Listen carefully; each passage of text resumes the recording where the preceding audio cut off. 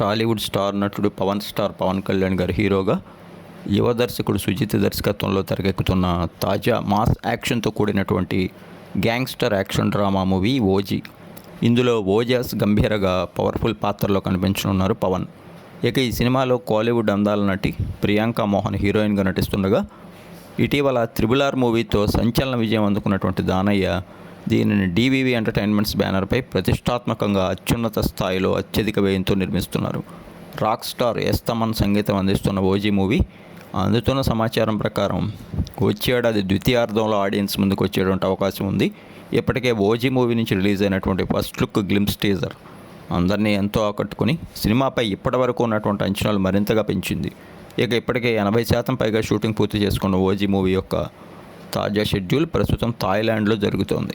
ఇక ఆ షెడ్యూల్ అనంతరం ఈ మూవీ యొక్క తదుపరి షెడ్యూల్ని మంగళగిరిలో లేదా విజయవాడలో జరుపునున్నారు.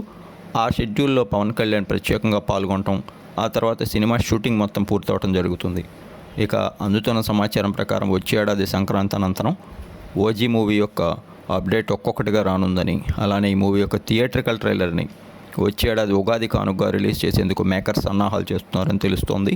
మొత్తంగా రిలీజ్ అనంతరం ఓజీ మూవీ అందరి అంచనాలు అందుకొని బాక్సాఫీస్ వద్ద అతిపెద్ద విజయం అందుకోవటం ఖాయమని చెప్తోంది టీం.